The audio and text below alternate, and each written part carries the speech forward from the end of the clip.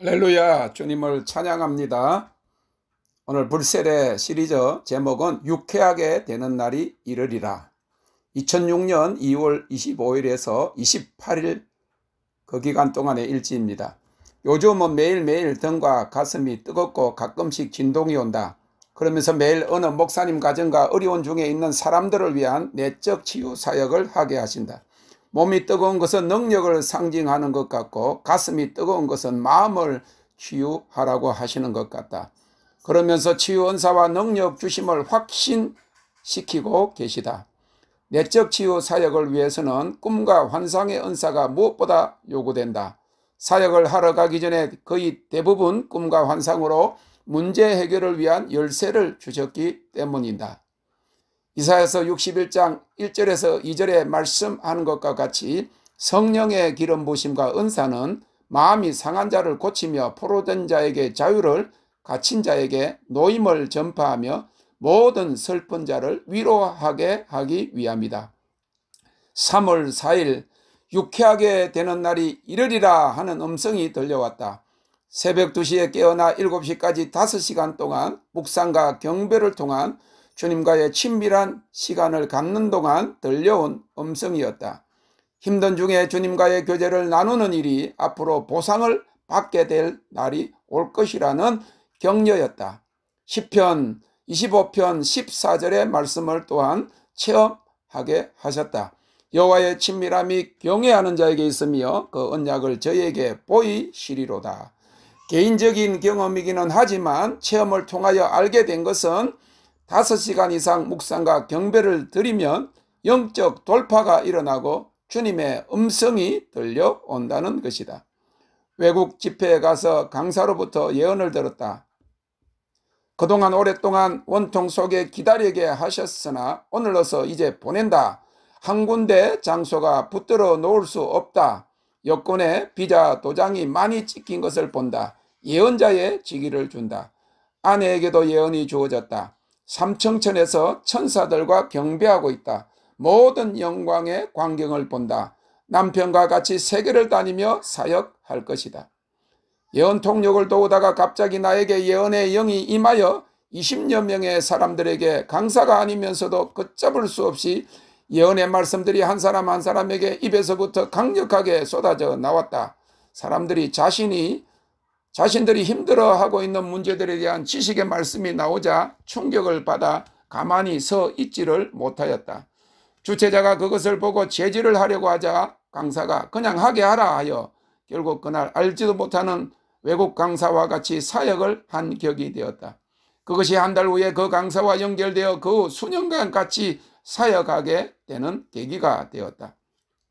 아내 사라가 새벽에 남의 딸기밭에서 딸기를 따는 꿈을 꾸었는데 남의 예언사역 집회에 가서 사역하게 되므로 그 꿈이 실현된 것이다. 3월 5일 아내 사라가 새벽에 교회에서 기도하는 가운데 주님이 오셔서 안아주시고 입을 맞추어 주셨다고 하였다. 그토록 힘든 믿음과 순정의 여정 속에 희생과 인내를 감내하고 있는 데에 대한 보상이었다. 기특히 보시고 사랑하신다는 것이다. 본래 처녀 때부터 하나님의 음성을 듣기 시작하였지만 나에게 불세례와 영광이 임한 후에 양동이로 부어진 것처럼 많은 꿈과 환상들이 내려오자 아내에게도 그리고 딸들에게도 같은 은사가 열린 것이다. 그래서 남을 위해 기도하는 사역에 온 가족이 꿈을 꾸고 환상을 보고 하나님의 음성을 듣게 되므로 팀 사역으로 내적 치유 사역을 하게 하셨다. 3월 7일 새벽에 감사의 기쁨을 더하라 하는 음성이 들려왔다. 감사라는 음성이 들려와 감사할 일이 없는 가운데서 매일 수백 번씩 감사합니다, 땡큐로드를 고백한 지 2달 반 정도 지났을 때였다. 순종하여 감사합니다를 매일 셀 수 없이 소리내어 고백하자 정말 모든 것이 감사하게 생각되었다. 어떤 일이나 환경이나 조건에 대한 감사가 아니라 근원적인 감사를 알게 하신 것이다. 그리고 그 감사가 그 후로부터 입에 달린 것처럼 습관이 되었다. 그 결과는 데살로니가전서 5장 18절에 범사에 감사하라 하는 말씀을 순종하게 되었을 뿐만 아니라 로마서 8장 28절 하나님을 사랑하는 자고 그 뜻대로 부르심을 입은 자들에게는 모든 것이 합력하여 선을 이루느니라 하는 말씀을 진정으로 체험하게 된 것이다.